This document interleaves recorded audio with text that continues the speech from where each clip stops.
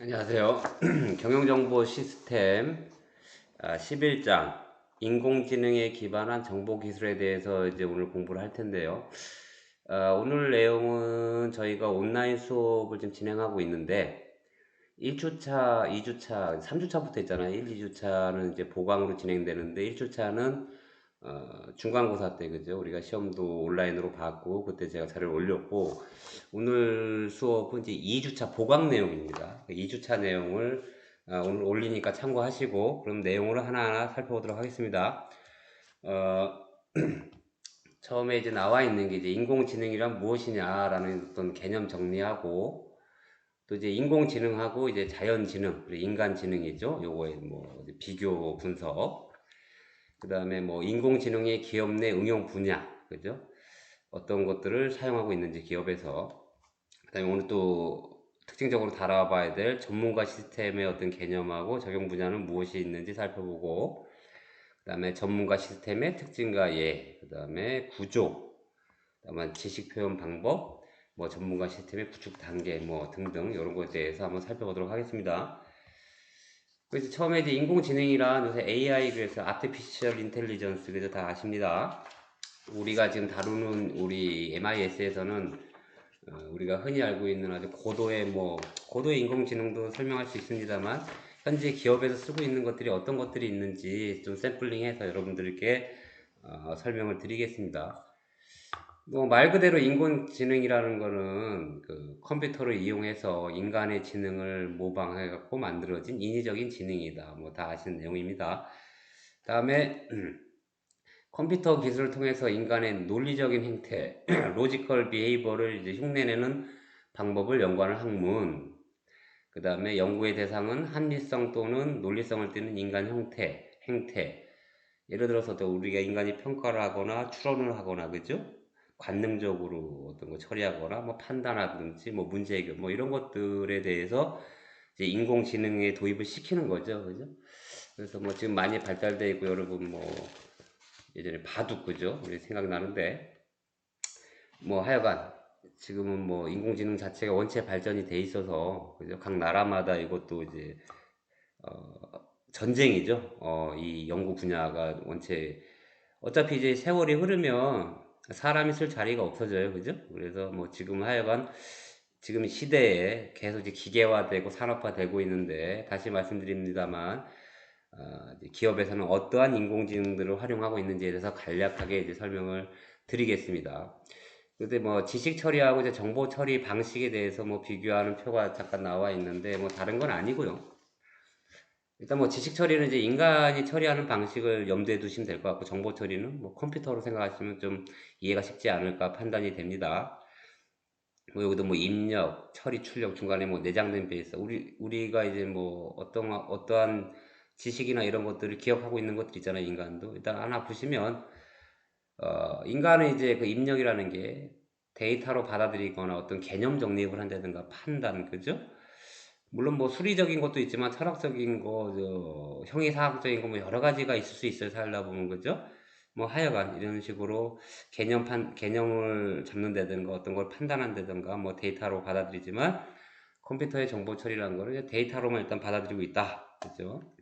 수치나 문자 뭐 이런 것들을 기본적으로 입력을 하게 됩니다. 다음에 뭐 인간의 지식 처리를 보시면 지식 베이스 자체가 이제 개념이나 판단이에요. 그죠? 우리가 지식이 들어오면 그거를 어떤 식으로 개념을 잡을지 판단할지 그죠? 각자만의 그죠?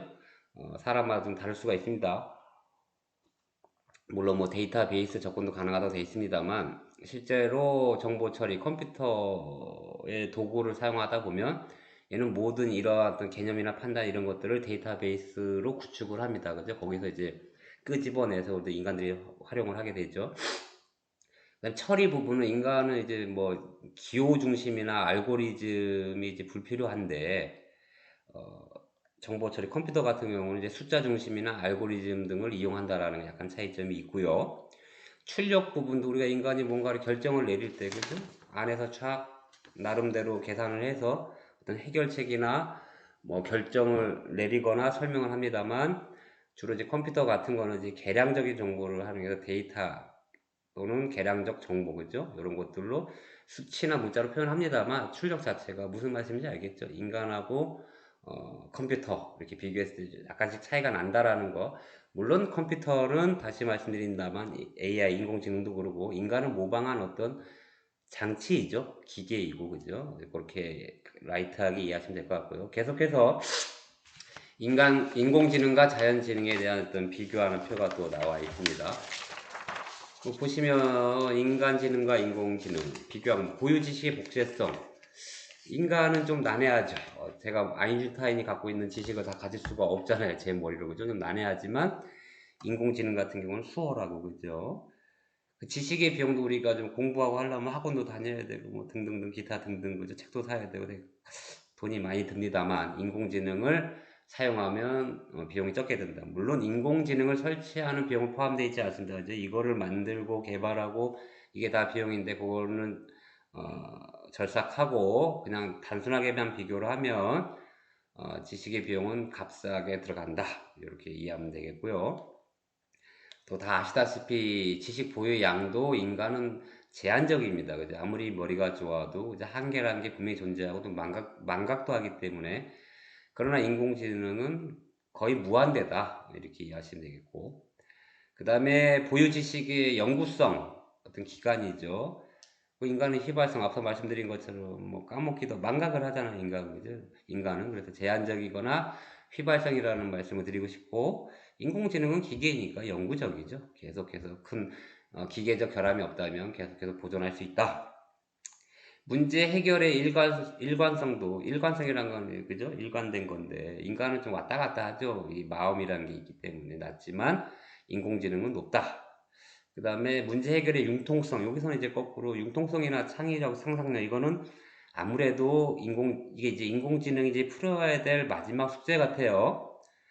문제 해결의 융통성도 인간은 높아요. 뭐 경우에 따라서, 뭐 상황에 따라서 이렇게 플렉시블하게 이렇게 융통성을 가지고 있지만 인공지능은 플렉시블하지는 않죠. 딱 정해서 결과를 내기 때문에 또 말 그대로 창의력이나 상상력 당연히 인간이 훨씬 높습니다. 기계는 지정되어 있는 것까지만 가지고 문제 해결하기 때문에 하여간 이 두 하단에 있는 비교 항목 중에 문제 해결의 융통성하고 창의력이나 상상력 이게 이제 앞으로 인공지능이 더 발달하기 위한 마지막 과제가 아닐까 뭐 조심스럽게 생각해 봅니다. 그리고 계속해서 자연지능하고 인공지능을 비교하고 있습니다.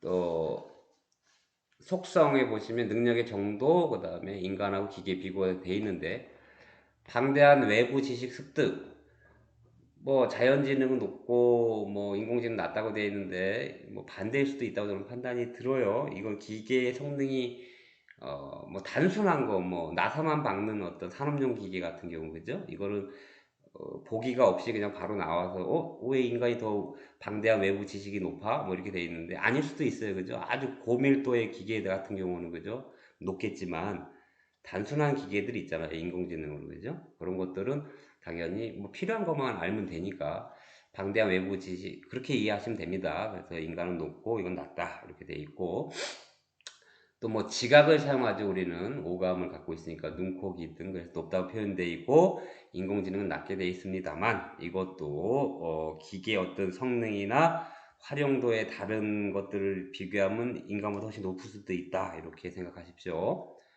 뭐 창의성이나 상상력은 말 그대로 인간을 따라올 수는 없습니다. 아직까지의 현재 기술로는 이것도 앞으로는 뭐 동등해지가 더 높아질 수도 있다고 얘기를 합니다. 또 경험에 의한 학습, 당연히 인간이 높고 인공지능은 낮다고 되어 있습니다만 이것도 그 아시죠? 우리나라 그 바둑 뒀을 때 그 알파고 그죠? 알파고가 이제까지 둔 수를 계속 지가 학습을 해가지고 그죠? 그것만 따지면 어떻게 보면 이것도 논란의 여지는 있습니다만 그냥 상식적으로 이해하시기 바랍니다. 뭐 망각의 가능성 인간이 훨씬 높습니다. 그죠? 자주 까먹으니까. 그러나 인공지능은 뭐 까먹을 일이 없죠. 딱 기억만 되고 있으면. 그 다음에 복잡하거나 헷갈리는 계산 같은 거는 당연히 인간이 기계보단 떨어집니다. 이게 낮고 높고 또 어떤 거에 대한 사물에 대한 적응력 뭐 인공지능은 뭐 말 그대로 아직 단순하게 정해진 것만 하니까 낫다고 표현되는 거고, 인간은 뭐 인간 자체가 복잡한 사람들 아닙니까? 존재가, 그죠? 적응력이 높게 나타나고 있고. 또 다양한 정보의 이용도 인간은 높고 기계는 아직까지 낮게 돼 있고요. 정보의 이동 같은 경우는 훨씬 이 기계가 훨씬 더 높다고 나와 있고요. 그죠? 습득 비용도 일단 인간은 높고 어떤 거를 배우려면 기계는 한번 설치가 되고 나면 인간에 비해서는 훨씬 저렴한 비용이 든다. 이런 정도만 이해하시면 되겠습니다. 그러면 인공지능의 어떤 기업 내 응용이 나와 있는데 여기서 우리가 다뤄볼 건 이제 산업 로봇들, 그죠? 이런 것들, 그 다음에 자연어 처리가 뭐고 이제 전문가 시스템이 또 나오고요. 시각 인식, 뭐 기계 학습 이런 것들이 좀 나와 있습니다. 간략간략하게만 보시겠습니다. 엑스퍼트 시스템, ES라고 하죠. 전문가 시스템. 말 그대로 정의를 보시면 특정 문제 분야에 관련한 전문 지식을 컴퓨터에 표현한다는 게 뭐 저장한다 이렇게 생각하시면 됩니다. 이를 이용해서 인간 전문가와 같이 문제를 해결할 수 있는 컴퓨터 프로그램이다. 뭐 이게 답니다. 이기가. 그럼 특징적으로 보시면 이 전문가 시스템은 진단을 하거나 어떤 걸 예측하거나 설계, 해석, 계획 등에 아주 유용하게 활용되고 있다. 그 다음에 이 전문가 시스템은 초보자뿐만이 아니라 전문가에도 유용하게 사용할 수 있다는 거. 전문가 시스템을 사용했을 때 주요 기능들은 추론을 실행하거나 결론을 도출해내고 추론에 대한 설명까지 제공한다. 그래서 예를 들면 어떤 경영 분야에서는 어떤 투자할 때 우리 인간도 다 이렇게 계산을 하잖아요. 그죠? 근데 뭐 전문가 시스템을 도입하면 훨씬 빠르게 되겠죠. 또 뭐 세금 계획이라든가 뭐 인력 선발하는 것들 뭐 이런 것들도 할 수가 있고 또 뭐 말 그대로 정의해 보시면 특정 분야를 했으니까 전문가 시스템이 의료에도 많이 사용합니다. 그죠? 의료에도 이 자료에는 안 나와 있습니다만 의료나 법률 같은 거 그죠? 이런 거 인간이 다 기억하기 어렵잖아요. 근데 컴퓨터 시스템에다가 싹 표현해 놓으면 그죠? 다 저장해 놓으면 거기서 뽑아서 쓸 수가 있잖아요. 그죠? 그리고 이런 주요 기능들이 있으니까 이걸 잘 활용하면 훨씬 더 시간도 세이브할 수 있고 확실한 답을 얻을 수 있다. 뭐 이 정도. 계속해서 이제 개념이 나옵니다. 전문가 시스템의 개념. 컴퓨터에 저장된 특정 분야의 전문 지식하고 해당 문제에 대해 알려진 사실을 이용하여 문제를 해결하는 지식 기반 소프트웨어다. 이렇게 되어 있고. 그러면 이 전문가 시스템의 기업 내 역할은 뭐냐? 희귀하고도 값비싼 전문 인력을 부분적으로 대체함으로써 비용 절감 효과를 가져온다. 말 그대로 전문가 시스템이니까 전문적인 어떤 업무를 활용하기 위한 거잖아요. 이거 사람을 쓰려면 전문 인력 뽑아야 되고, 그죠? 그 비용도 많이 나갈 것이. 그러나 이걸 대처를 해서 비용 절감 효과를 가져오면 물론 문제 해결을 정확하게 도출할 수 있도록 유도할 수 있다. 이게 큰 장점입니다. 그래서 뭐 주요 용도하고 문제 해결 과제 보시면 뭐 분류, 진단, 모니터링 등등등 나와 있는데 몇 개만 보시면 분류, 주어진 특징을 토대로 삼으로 알아맞추고 진단하는 거는 관찰 데이터에 근거해서 고장이나 질병, 뭐 앞서 말씀드린 어떤 의료계에서도 쓸 수 있죠. 관찰 데이터에 근거해 고장이나 질병을 유추할 수 있고 질병은 의료계, 뭐 고장 이런 뭐 산업계에서 쓸 수 있고요. 또 모니터링, 감시하는 거 모니터링 한다고 하죠. 연속적으로 관찰되는 시스템의 데이터를 표준치와 비교할 수 있고 뭐 등등등 여러 가지가 있습니다. 그래서 한번 살펴보시고 그러면 방금까지 말씀드린 전문가 시스템하고 DSS 뭐 지난 시간에 표현이 된 것 같아요. Decision Support System, 의사 결정 지원 시스템, 그죠? 약간 차이가 있습니다. 이 두 개 부분은 이 차이점이 박스로 잘 이해하시기 바랍니다. 뭐 중요한 부분입니다. 뭐 이거 비슷하면서도 약간 차이가 있기 때문에 그리고 저희 자료에서는 엑스퍼트 시스템하고 디시전 서포트 시스템의 차이점이 표로 나와 있는데 큰 것만 살펴보시면 이제 뭐 속성이 이제 목표, 의사결정의 주체부터 해서 설명 능력까지 쫙 특성들이 나와 있는데 일단 전문가 시스템 말 그대로 목표는 인간 전문가를 대체할 수 있는 어떤 방안으로 쓰는 겁니다. 그죠?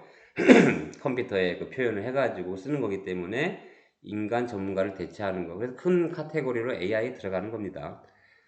의사결정 지원 시스템은 전문가 시스템은 인간 전문가를 대체하는 반면에 의사결정 지원 시스템은 의사결정의 보조 역할을 해주는 겁니다. 여러분들도 기업의 오너가 되시면 아니면 리더가 되시면 뭔가를 결정을 내려야 되잖아요. 그죠?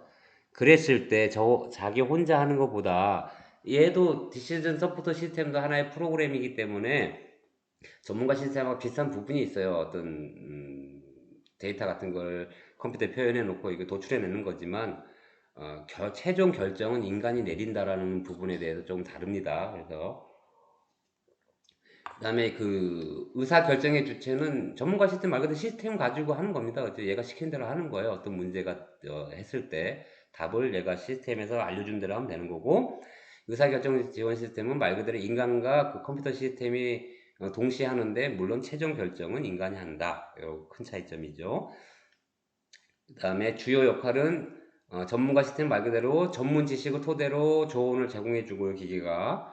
이거는 뭐 의사 결정하는데 도움을 줄 수 있는 내용들을 알려주고.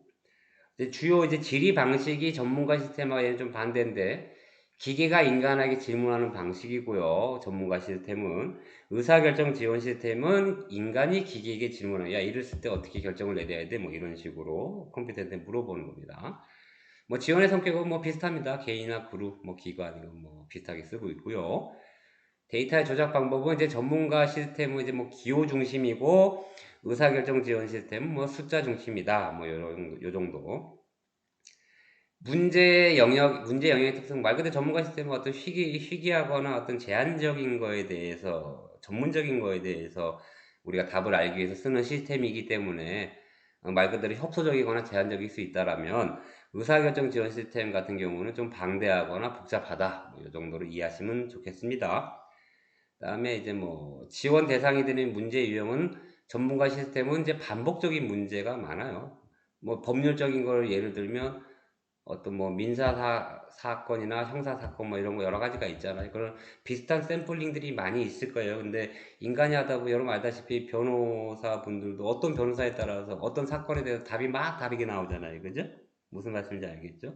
그렇죠. 비슷한 거예요. 그래서 이제 우리가 주로 이제 어떤 일이 벌어졌을 때 그 전에 비슷한 유형의 재판을 보고 결정 내리는 것도 있잖아요. 판례라고 하죠. 판례. 그죠? 뭐 세월이 변하면서 또 법이 바뀔 수는 있습니다만, 하여간 anyway 반복적인 문제에 좀 이게 전문가 시스템이 좋고, 의사결정 지원 시스템은 좀 불시의 문제나 독특한 문제에 대해서 좀 이제 지원을 받는 이런 특징이 좀 다릅니다. 그다음에 지원하는 베이스도 뭐 절차적, 사실적 지식 비슷합니다. 이것도 사실적 지식은 데이터베이스를 표현하고 뭐 날리지 베이스먼트 뭐 이렇게 돼 있는데, 베이스라고 돼 있는데 뭐 같은 내용입니다. 이건 뭐 별 차이가 없고요. 그러니까 추론할 수 있는 능력은 전문가 시스템은 제한적이나마 있습니다. 추론하는 거 인간만이 할 수 있는 거잖아요. 전문가 시스템은 약간 거기까지는 들어갈 수 있고, 의사결정 지원 시스템은 없습니다. 그래서 나중에 인간이 이제 결정을 내린다. 단순하게 보조 역할만 한다. 맨 위에 있는 거죠. 나 혼자 하는 것보다 컴퓨터도 뭐 대충 샘플이 있으니까 보고, 이런 상황일 때 의사 지원 결정 시스템은 이렇게 결론을 내려주는구나. 의사결정 DSS가 어떤 답을 냈다고 해서 내가 그 선택 안 해도 돼요. 단지 도움만 받기 위해서 하는 거니까. 설명 능력은 전문가 시스템은 있고, 의사결정 지원 시스템은 있긴 있대 제한적이다, 단순하거나. 요렇게 요 박스에 있는 특징들은 좀 인지하시기 바라겠습니다. 계속해서 그러면 이제 전문가 시스템의 응용 분야는 무엇이냐 이렇게 되어 있는데, 뭐 여러 가지가 있습니다. 활용하기 쉬운 분야는 월급 관리, 봉급 관리하는 거. 이거 사람이 해야 되는 거잖아요. 근데 뭐 이런 뭐 어려운 일은 아니십니다만 하여간 빨리 할 수 있죠. 또 재고 관리라든가, 물론 이 MIS 재고 관리 시스템도 있습니다. 그죠? 기업에서는 물건을 판매 관리도 해야 되지만 남아있는 재고 관리도 해야 될 거 아닙니까? 그죠? 그 다음에 데이터베이스, 그 다음에 회계 분석, 그 외 전문 지식이 싼 분야. 전문 지식이 싼 분야라기 좀 이상하다. 그죠? 비싼 분야겠죠. 전문 지식이 비싼 분야인데 싼 분야라고 되어 있네. 잘못된 것 같습니다. 비싼 분야입니다. 죄송합니다. 그 외 전문 지식이 비싼 분야에서 활용되는 거고, 그 다음에 활용 적절한 분야. 그래서 앞선에도 말씀드렸습니다만 이 전문가 시스템은 어떤 걸 진단한다든가 스케줄링, 그 다음에 데이터 분석한다든가 기업의 여신이 돈에 관련된 겁니다. 분석한다든가 그 외 전문 지식이 비싸지만 구입 가능한 분야들, 그 다음에 이제 활용이 어려운 분야는 이제 주식을 예측한다든가, 뭐, 언어 해석, 그 다음에 상식을 요구하는 문제, 전문 지식 구하기 힘든 분야, 뭐, 이런 거 이제 활용하기 좀 어렵다, 뭐, 이렇게 돼 있습니다. 그 다음에, 왜냐면 주식 같은 것도요, 뭐 여러분 주식을 안 하시겠지, 저도 안 합니다만, 뭐, 이제, 이게 정답이 없어요. 그죠? 물론 뭐 공식 같은 것도 있고 막 이런데, 이거는 정말 헷갈린 겁니다. 그죠? 상황에 따라서 뭐, 이렇게 되기 때문에. 언어 해석도 상당히 어려운 거고, 이건 조금 더 AI에 근접한 더 좀 뒤에 이제 신경망 세포도 나오고 잠시 나오는데 더 발달된 AI 기계로 이제 활용을 해야 된다. 이거 활용하기 어려운 분야니까요. 그죠? 뭐 이런 겁니다. 특징, 전문가 시스템 특징이다. 이건 뭐 지식 중심이고 정량적인 것보다는 이제 정성적인 정보 분석을 하는데 유용하다. 그 다음에 추론 능력이 있어요. 제한적이지만. 그 다음에 전문가들의 휴리스틱을 이용할 수 있고, 추론에 대한 설명이 제공될 수 있고요. 또 데이터가 일부 부재시 약간 모자라더라도 실행 가능할 수 있는 특징이 있고, 불명확한 상황의 처리 능력이 좀 있고요. 그 다음에 제한적 문제 분야에 대한 지원할 수 있다. 말 그대로 여러 가지 특징이 있습니다만, 전문가 시스템은 말 그대로 전문적인 사람을 대체할 수 있는 시스템이기 때문에, 그거를 기준으로 해서 이렇게 생각하시면 좀 이해하기 쉽지 않을까 이렇게 판단이 되어집니다. 그러면 지금 앞서 계속 말씀드린 전문가 시스템을 사용한 기업의 예가 뭐냐? 그러면 이제 주로 이제 신용카드 거래 인가가 나와 있는데, 이거 여기 나와 있는 것도 샘플링이기 때문에 뭐 아메리칸 익스프레스의 카드사에서 이거 어떻게 쓰고 있냐 이겁니다. 거래에 대한 인가, 우리가 카드를 쓰더라도 그죠? 이게 그 카드사에서 이게 긁는 거와 동시에 인가가 돼야 되잖아요. 돈이 들어있다든가 뭐 아니면 신용이 불량하든 이렇게 두두두둑 이게 처리가 돼야 되잖아요. 그죠? 고객이 물품을 구매에 대한 대금을 지불하기 위해 점포에서 기다리는 동안, 그러니까 아메리칸 익스프레스 카드에 청구된 거래 대금의 인가 여부를 카드를 긁었을 때 그죠? 지금은 일반화되어 있습니다만, 그러니까 시스템 도입으로 시스템이 자동으로 인가 업무를 대부분 처리하고 나머지 5%의 인가 업무만 인간이 한다라는 거예요. 인가를. 그러니까 다 기계들이 한다는 얘기죠. 우리나라도 카드 회사 많잖아요. 이제 뭐 처음 도입한 회사들인 것 같아요. 그 다음에 전문가들이 담당, 그 다음에 인가 전문가의 생산성이 20% 향상돼. 기계들이 다 해주니까, 그죠?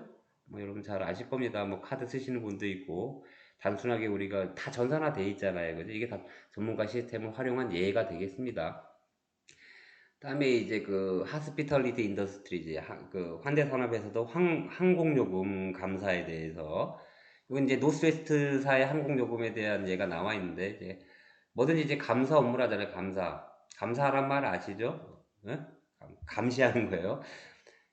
매 항공표에 먹지분에 나타나는, 옛날 거라 그래. 먹지분이란 거 알죠? 이렇게 뒤에 이렇게 먹지가 있어서 뒤에 위에다 쓰면 뒷자리 그대로 나오는 거죠. 먹지라고 하는데, 그 먹지분에 나타나 있는 항공 요금 정보를 점검하는 업무는 매우 시간 이거 인간이 다르게 보나 보죠. 예전에 그랬나 보죠. 심지어 지금 여러분이 먹지분 이거를 잘 모를 수도 있다고 판단되는데, 하여간 뭐 종이 위에 쓰면요 뒤에 그대로 찍혀서 나와요. 뭐 그런 겁니다. 그 다음에 1990년 항공표 감사를 위해서 전문가 시스템을 개발했다고 되어 있습니다. 지금 2020년이니까 30년 전에 벌써 이런 업계에서 쓰고 있어요. 그래서 이제 시스템을 통해서 항공표 100%에 대해 감사가 이루어지고 있고, 여행사 측이 그 오산도 실수하는 것도 10%에서 2%로 확 줄어들었답니다. 그래서 노스웨스트 항공사에 매년 1천만 불의 비용을 절감시켜주고 있다. 앞서 말씀드린 금융회사라든가 카드사라든가 또 요거 이제 항공사에서 전문가 시스템을 사용하고 있는 예를 잠시 보여드리고 있습니다. 계속해서 고액 대출 분석, 대출도 많이 하죠. 보시면 3천만 불이 넘는 대출을 전문으로 하는 금융기관, 대형 건설 프로젝트용 대출, 뭐 여러분들 학교를 다니시니까 뭐 나이 드신 분은 좀 알겠습니다만, 이 돈도 그 빌려줄 때는 해서 아무나 안 빌려주죠. 그죠? 그분에 대한 어떤 신용평가라는 게 있어요. 그리고 이 자금을 회수할 수 있을지 없을지 이런 것들, 이건 말로만 되는 게 아니잖아요. 그래서 해가 갈수록 그런 기준들은 되게 빡빡해지고, 또 거기에 또 플러스 국가 정책이란 게 있어요. 그죠? 국가에서 금융감독위원회라는 게 있잖아요. 은행 마음대로 막 대체를 이르지 않아요. 국가에서도 제재할 수도 있고 뭐 여러 가지가 복합적으로 하여간 약간의 변동은 있습니다만 여기에서도 이제 전문가 시스템을 도입하고 있는데 보시면 대출 승인이 이르기 전까지 6개월에 걸쳐 25만 불의 비용이 드는 조사를 수행해야 하는데 이 조사 과정을 대행할 수 있는 전문가 시스템을 개발하기로 결정. 그 다음에 개발된 전문가 시스템은 여신을 승인 가능, 기각 가능, 뭐 이런 것들 만드는 거 예를 드는 겁니다. 그리고 불투명의 세 가지 유형으로 분류, 불투명하다고 결정된 여신만 여신 담당 전문가들이 분석함으로써 여신 심사 비용을 크게 절감할 수 있다. 이게 크게 돈이 많이 들어가는 것들을 빌려줄 때, 그죠? 이런 거 조사 시간이 있고, 뭐 하여간 이 전문가 시스템이 거의 다 해결해주고, 나머지들만, 그죠? 이제 뭔가 애매한 상황들만 여신 담당 전문가들이 분석을 해서 여신 심사 비용을 크게 절감시킬 수 있다. 뭐 이런 내용입니다. 뭐 전문가 시스템의 구조라고 나와 있는데 뭐 사용자가 있고 뭐 사용자 인터페이스 뭐 추론 엔진 전문가 시스템에 들어가는 추론 엔진이 있겠죠. 그 다음에 지식 베이스도 있고 뭐 이게 설명도 가능하니까 약간의 설명 모듈도 있고 뭐 사용자 인터페이스 안에서는 이제 사실과 관련된 사실 데이터를 넣어서 그죠 뭐 이런 식으로 그림으로 되어 있습니다. 그 다음에 사용자 지식 엔지니어 지식 획득 모듈에서 그림으로 잠시 보여드리고 있습니다. 그러면 이제 전문가 시스템을 이제 구축을 하려면 뭐든지 단계가 필요해요. 그죠? 이건 뭐 되게 상식적인 얘기니까 일단 문제를 시스템 내가 어떤 거 시스템을 할지 안 할지, 그 필요한지 안 한지 기업에서 따져야 되잖아요. 돈이 들어가니까. 그래서 일단 이 기업에서 이제 구축 단계에 대해서 설명한 거니까 프로젝트 초기화, 그 다음에 시스템 설계, 요까지가 이제 문제 정의, 기업에서 시스템의 필요성을 확인되면 요거를 합니다. 시스템 설계가 끝나고 나면 시스템 설계에서는 어떻게 개발할 것인지 어떤 툴로 할 것인지 결정해야 되고 그 다음에는 이제 개념적 프로토타입 완성 프로토타입이라는 게 이제 그 우리말로 보면 시제품이라고 하죠. 완성품 나오기 전에 임시로 만들어진 어떤 물건이나 뭐 이런 것들이요.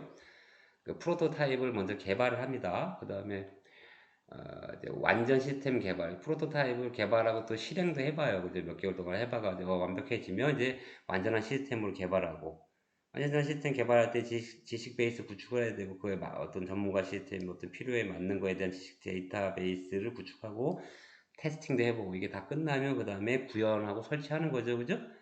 그 다음에 구현과 설치되면 마지막으로 메인터넌스, 유지 보수하는 거. 이게 뭐 이제 전문가 시스템 구축 단계입니다. 그래서 뭐, 기업에서 이 시스템이 필요한지 안 필요한지 확인해야 되고 그 단계는 그죠? 필요하다고 판단이 들면 개념적 프로토타입 그죠? 시제품 만들어 보고 거기서 이제 더 나아가서 이거 완벽해지면 완전한 시스템 개발하고 다음에 이제 사용자 교육도 하고 설치도 하고 그다음에 유지 보수하는 이건 뭐 어느 시스템이나 뭐 이런 비슷한 단계를 거칩니다. 전문가 시스템의 개발 방법론 여기는 간단하게 나와 있는데 방법론도 여러 가지가 있어요. 뭐 폭포성도 있고 뭐 여기 뭐 일체 개발 우리가 다 알 수는 없으니까 말 그대로 커스텀 디벨롭먼트라고 돼 있어요. 조직의 필요에 부합되는 시스템을 구축 가능. 그다음에 시간 소모적이고 많은 자원이 소요된다 이렇게 돼 있고요. 일체 개발할 때 특징이고요. 전문가 시스템 셀, 이거는 어떤 툴을 가지고 하는 거예요. 셀을 이용해 짧은 기간 동안 손쉽게 시스템 구축 가능. 우리가 예전에 홈페이지 같은 거 예를 들자라면, 홈페이지 같은 거 만들 때도 홈페이지 이게 만들어주는 업체들이 있죠. 빨리빨리 만들 수 있게끔. 뭐 그런 겁니다. 어떤 쉘이란 말을 그냥 어떤 도구라고 생각하십시오. 뭐 다르게 해석하지 마시고. 사용자가 전문가로부터 획득한 지식을 시스템에 이전시키는 데 주력하게 됨. 그 다음에 또 상용 패키지, 이거는 말 그대로 미리 만들어진 거죠. 패키지 상품으로. 이미 패키지로 개발된 소프트웨어를 구입해서 이용하고 가격이 저렴하고 시스템 구축에 부담이 해소된다. 그러니까 기업에서 쉽게 빠르게 말씀을 드리면 일체 개발 말 그대로 개발하는 거예요. 근데 이 개발도 좀 깊이 들어가다 보면 우리 회사에서 어떤 전문가 시스템이 필요해요. 그러면 이제 우리 회사가 대기업이면 우리 회사도 뭡니까 전산팀이 있을 거 아니에요. 그 인력 갖고만 할 수도 있고 근데 또 이 전문가 시스템이 아직 때 고난이의 어떤 프로그램이면 외부 사람으로 데려올 수도 있습니다. 그죠? 이거 만주주한 사람을 데려와야 돼서 그럼 또 비용도 많이 발생하고 여러 가지가 있는데 이건 일체 개발이라는 기업 자체에서 우리가 프로그램을 개발하겠다는 얘기로 이해하시면 되겠고, 그러니까 시간도 많이 들고 돈도 많이 들고, 그죠? 전문가 시스템처럼 앞서 말씀드린 어떤 툴이 있나 보죠. 그래서 그거를 가지고 그 안에서 구축하는 거. 근데 이거 어떤 틀이 있으니까 그 틀 이상 못 벗어나겠죠. 또 마지막에 상용 패키지는 뭐 우리가 그렇게 뭐 고도화된 전문가 시스템이 필요하지 않고 일반적으로 사용할 수 있는 것 정도면 돼 했을 때는 기존에 만들어져 있는 패키지 상품을 소프트웨어를 구입해 가지고, 그죠? 쓰면 됩니다. 우리가 첫 시간에 배웠죠. IT 거시기 뭐 주요 키워드 중에 ASP라는 거 배웠어요. 어플리케이션 서비스 프로바이더. 사실은 만들어진 거 대여해서 쓸 수도 있어요. 일정 비용 내고, 그죠? 뭐 하여간 그런 겁니다. 이건 뭐 전문가 시스템 셀의 예시니까 뭐 어떤 이런 프로그램을 가지고 이 안에서 만들 수 있나 봐요. 어떤 예를 든 거니까. 그다음에 이제 뭐 신경망이라고 돼 있는데 AI 중에서 이거는 참 다루기가 어려운 부분이에요. 되게 전문적인 지식인데 그냥 우리는 이제 기본적인 것만 보시자고요. 말 그대로 뉴런이란 말 알죠? 뉴런 신경망. 인간 두뇌 및 신경 조직에 관한 연구에 바탕을 두는 기술이다. 이제 어려워집니다. AI. 앞서는 이제 단순하고 기껏해봐야 전문가 시스템하고 의사결정 지원 시스템 정도만 이제 설명을 라이트하게 드렸는데 신경망 구축하는 거예요. 방대한 양의 정보를 병렬 처리할 수 있으며, 이게 병렬 처리라는 거는 뭐 여기서도 처리되고 여기서도 동시에 막 처리되는 게 병렬 처리죠. 직렬 처리는 순차적으로 가는 거고, 인간 두뇌의 학습 기능을 이용해서 과거 경험적 데이터를 토대로 정보를 분류할 수 있음. 이게 말은 쉽습니다. 많이 개발되어 있죠. 그 다음에 신경망, 생물학적 신경망을 모방한 모형. 인간의 어떤 신경망, 생물학적인 거를 모방한 겁니다. 그래서 모방해서 기계와 컴퓨터가 만드는 거죠.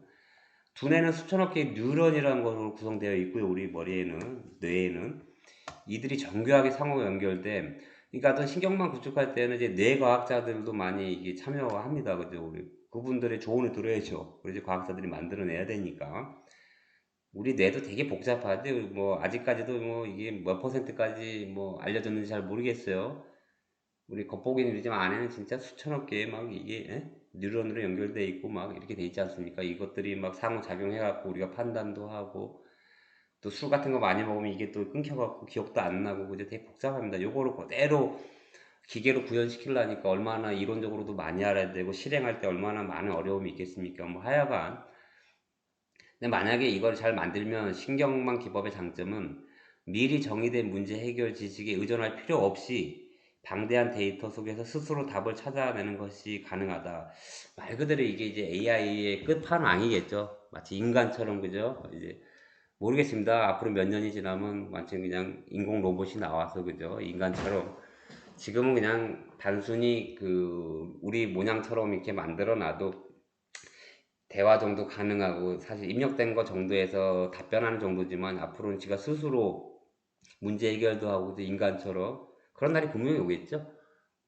뭐 하여간 그게 이제 끝으로 뭐 신경망의 구성 요소 이제 그림으로 나와 있는 건데 PE Processing Elementary, 그죠? 엘레먼트 그러니까 뭐 처리 요소들.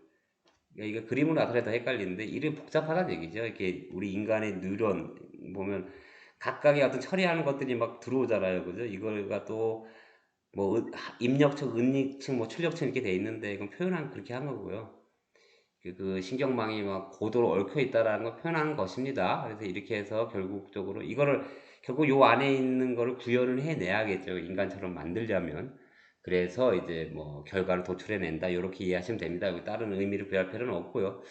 하여간 뭐 오늘 되게 간략하게 이게 뭐 보강의 개념이고 해서 하여간 오늘 뭐 다 중요합니다만 그냥 AI 아티피셜 인텔리전스 이건 아주 뭐 인공지능인데 이제 산업에서는 기업에서는 어떻게 쓰고 있느냐 뭐 요런 정도의 내용과 그 다음에 중간에 나와 있는 ES 엑스퍼트 시스템 전문가 시스템하고 DSS 그죠? 디시즌 서포트 시스템 의사결정 지원 시스템의 어떤 차이점, 약간 특이점이 있죠. 요 정도. 인공지능과 자연지능의 차이점, 요 정도만 여러분들께서 라이트하게 인지하시면 될 거라 판단이 들고요. 오늘 강의는 이걸로 좀 마치겠습니다. 오늘은 뭐 그게 지루하지 않으셨죠? 예. 감사합니다. 다음 시간에 뵙겠습니다.